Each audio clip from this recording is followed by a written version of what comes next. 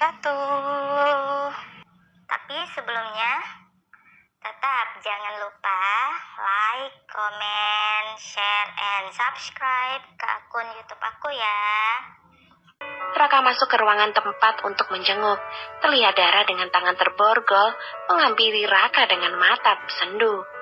Raka, Dara duduk di sebelah Raka. Petugas kepolisian menunggu di depan pintu. Raka, tolongin gue. Dara memelas pada Raka. Tapi prosedurnya, kamu harus tes darah dan tes urin terlebih dahulu. Aku tidak bisa mengeluarkanmu walaupun menggunakan jaminan. Raka menunduk merasa sedih juga. Raka, gue nggak mau tidur di sini. Dara mulai menangis. Jangan menangis, sudah hanya untuk malam ini. Raka, aku takut. Aku akan menemanimu. Raka berniat akan menginap di kantor polisi malam ini. Raka, terima kasih. Kamu sudah dewasa. Kamu harus bisa mengambil hikmah dari kejadian ini semua. Dara mengangguk, menghabiskan malam di sel adalah pengalaman paling buruk bagi Dara. Rasanya Dara tidak ingin lagi mengunjungi klub. Dara benar-benar trauma. Waktu jenguk Raka habis, Raka meminta izin kepolisian agar bermalam di musola kantor polisi. Untung saja petugas polisi mengizinkannya. Dara kembali ke sel, ia benar-benar tidak bisa memejamkan matanya. Beginikah rasanya terpenjara? Suci, sunyi, sepi, dingin, dan menyeramkan. Dara tahu jika Raka tidur di musola, karena Raka besok akan ikut Dara untuk tes darah. Dara semakin kagum dengan Raka yang mau berkorban untuknya. Dara merasa malu dirinya yang begitu nakal, tapi Allah mengirimkan Raka untuknya. Dara mulai berpikir dengan jernih, benar kata Raka, ia harus mengambil hikmah dari kejadian ini. Di sepertiga malam Raka terbangun, Raka melaksanakan sholat tahajud untuk mendoakan Dara. Bukankah Rasulullah SAW bersabda, malaikat diperintah Allah untuk turun di bumi di waktu sepertiga malam terakhir. Lalu Allah berseru, adakah orang-orang yang memohon atau berdoa, pasti akan kukabulkan. Adakah orang yang meminta, pasti akan kuberikan. Dan adakah yang mengharap ampunan, pasti akan kuampuni baginya sampai tiba waktu subuh. Entahlah, Raka juga tidak mengerti kenapa ia peduli dengan Dara. Padahal mereka baru mengenal beberapa hari. Raka sebenarnya cukup prihatin juga dengan nasib Dara. Raka juga mendoakan agar Dara bisa menjadi wanita yang lebih baik lagi. Pagi harinya semua tawanan digiring ke rumah sakit dengan pengawalan ketat petugas kepolisian. Raka begitu khawatir ketika melihat wajah Dara sudah pucat pasi. Setelah Dara menjalani serangkaian tes darah juga tes urin, hasilnya tidak lama kemudian langsung keluar. Dara dinyatakan negatif narkoba, sedangkan kedua temannya dinyatakan positif, sehingga harus menjalani masa rehabilitasi. Dara begitu senang hingga ia jatuh pingsan. Raka langsung membawanya ke ruangan perawatan. Di sana Dara ditangani dokter. Terlihat suster sedang memasang jarum infus di tangan Dara. Raka meminta izin tidak masuk kantor lewat asisten pribadinya bahwa hari ini karena ada kepentingan mendadak. Dara sudah dipindahkan ke ruang rawat inap VVIP. Dara masih tertidur, ini kesempatan Raka untuk membeli sarapan di luar. Setelah membeli makanan di luar, Raka segera kembali ke ruangan Dara dirawat. Dara masih tertidur, Raka segera makan makanan yang ia beli. Mata Dara perlahan terbuka. Dara bingung melihat sekeliling ruangan yang tampak asing baginya. Matanya menelusuri setiap sudut ruangan, hingga akhirnya tertuju pada Raka yang tengah makan. Raka melihat ke arah Dara yang sudah sadar. Ia segera minum lalu menghampiri Dara. Kamu tadi pingsan, Ra, jadi aku membawamu ke sini. Dara mengangguk mengerti. Iya, terima kasih. Kamu mau makan? Dara kembali mengangguk. Raka meminta petugas rumah sakit mengantarkan makanan untuk Dara. Raka, iya kenapa? Tolong bantu gue duduk, gue gak mau berbaring. Raka membantu Dara duduk. Dara langsung memeluk Raka. Dara, jangan seperti ini. Raka berusaha melepaskan pelukan Dara. Terima kasih untuk semua. Raka, gue janji mau nurutin semua kemauan lo. Lo jangan tinggalin gue ya, gue udah gak punya siapa-siapa. Dara menangis sambil terus memeluk Raka. Iya, kita bisa bicarakan baik-baik, tapi lepaskan dulu pelukanmu ya. Dara akhirnya melepaskan pelukannya. Kenapa sih lo kalau gue peluk pasti gak mau, heran deh gue. Pakai nanya lagi nih Tarzan tengil, batin Raka. Dara, aku juga laki-laki normal, jadi jangan sembarangan. Dara mengerucutkan bibirnya, tapi kalau sudah jadi istri boleh ya peluk-peluk Raka. Iya, kalau sudah halal itu apapun juga boleh. Ya sudah, kita menikah saja yuk, ucap Dara sambil tersenyum. Raka malah tertawa lalu menyentil kening Dara. Kamu ini mengajak nikah seperti mengajak jalan-jalan saja, asal ayo. Sudah, ayo makan. Petugas rumah sakit datang membawa makanan untuk pasien. Raka, ini tidak enak. Dara hanya makan beberapa suap. Raka, aku tidak mau di sini terlalu lama. Aku ingin pulang bertemu Bude. Sembunyi lagi.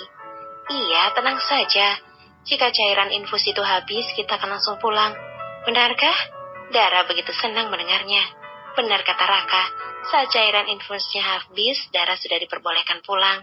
Di perjalanan pulang, Dara merengek meminta makan di salah satu restoran. Raka juga ingin membicarakan beberapa hal dengan Dara.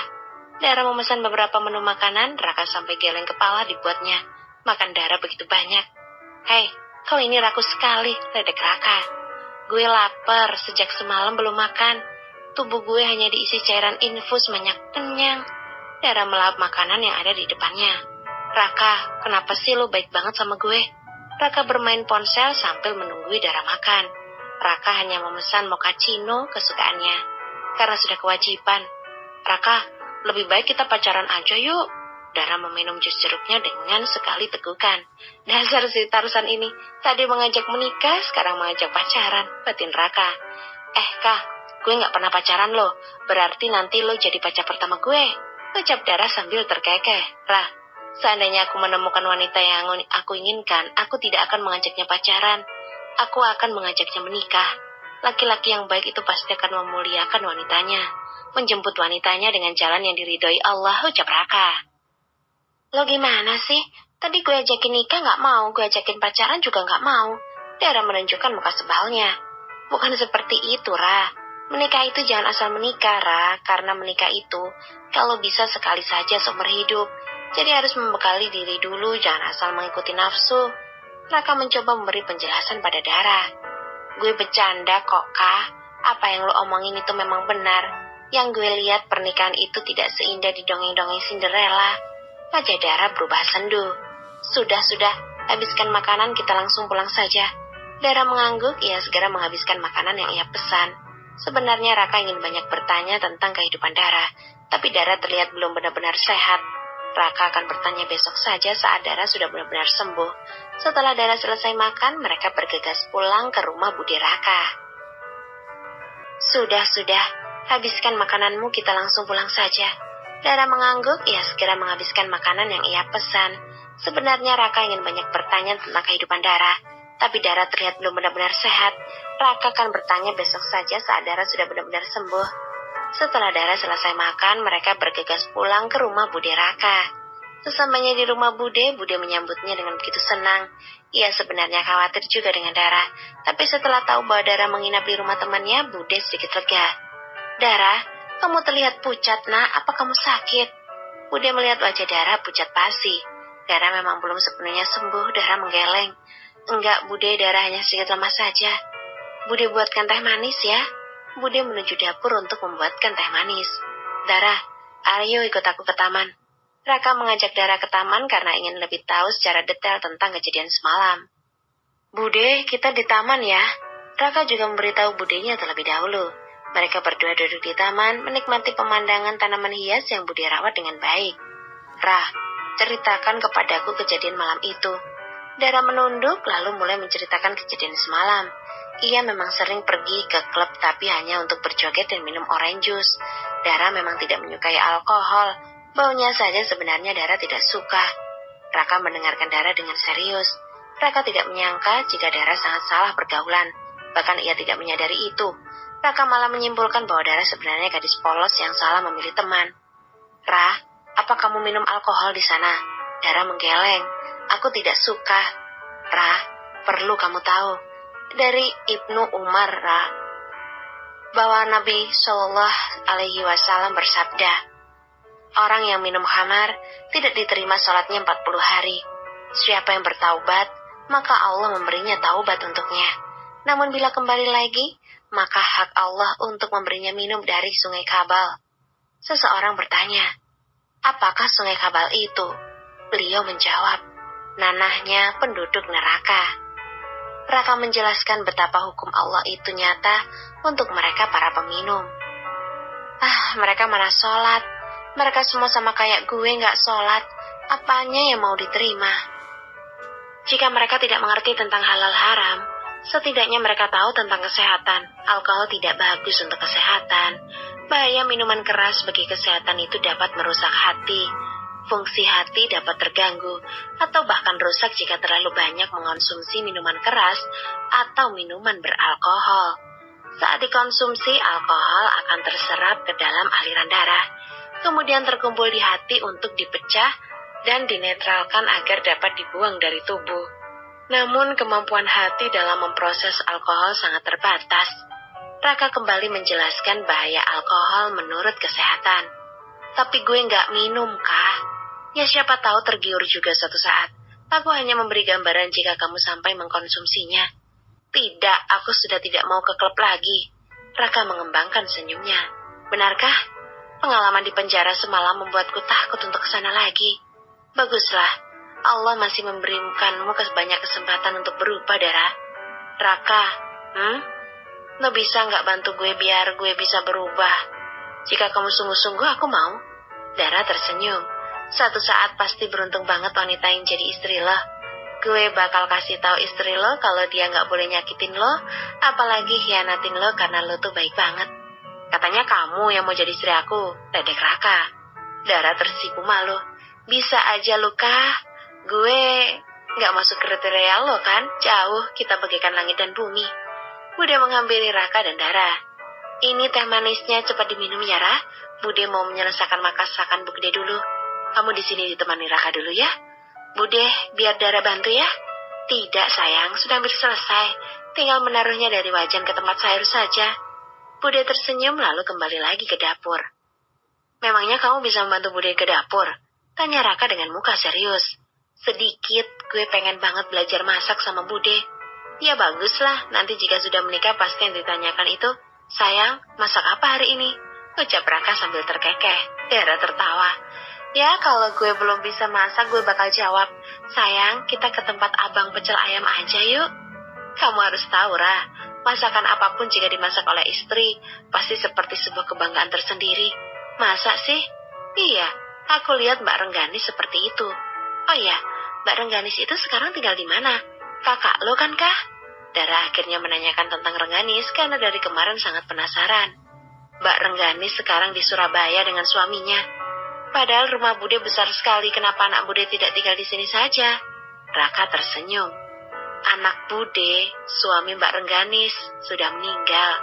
Mbak Rengganis di Surabaya dengan suami setelah almarhum Mas Abimanyu. Aku dulu juga sangat kasihan dengan Mbak Rengganis. Seminggu setelah menikah, sudah ditinggalkan suaminya untuk selamanya. Dara menutup mulutnya mendengar cerita Raka. Dara membayangkan betapa sedihnya ditinggal orang yang kita cintai, apalagi itu suami sendiri. Gue kira gue yang paling sedih di dunia ini. Rah, kehidupan ini tidak akan pernah terlepas dari ujian. Tidak ada yang tidak diuji. Bahkan para nabi dan rasul saja mereka semua diuji. Ujian itu bukan berarti Allah tidak sayang dengan kita, tapi Allah ingin kita lebih dekat dengannya, Rah. Dara terdiam meremas jemari-jemarinya. Apa yang dikatakan Raka tidak ditolak oleh hati kecilnya. Apa yang harus gue lakuin, Kak? Gue udah gak bisa berpikir lagi. Apa aku boleh memberimu saran? Dara mengangguk. Waktu di kantor polisi gue udah bilang sama lo, gue bakalan turuti semua kemauan lo. Kalau aku memintamu untuk menikah denganku, apa masih mau dilakukan? Ledek Raka. Dara menatap Raka lalu tertawa terbahak-bahak. Gue gak usah bercanda deh, Lo gue peluk aja merinding, apalagi kalau gue cium, bisa-bisa lo pingsan lagi, repot gue. Bukan begitu, Ra. Udah, jangan bercanda mulu, cepetan sebutin. Menurutku kamu harus rubah dari penampilanmu dulu. Setelah itu pergaulanmu, temanmu, baru setelah itu belajar agama dengan perlahan. Raka, gue belum siap pakai jilbab. Ya setidaknya gunakan pakaian yang sopan, jangan seperti Tarsan. Dara tertawa. Gue inget banget tuh, pertama kali kita ketemu lo ngatain gue Tarsan. Namanya kamu tidak pernah lihat film di TV. Tarsan kan bajunya seperti kamu waktu itu. Ucap Raka sambil tertawa. Dara memukul lengan Raka karena kesal dengan Raka yang memanggilnya dengan sebutan gadis Tarsan.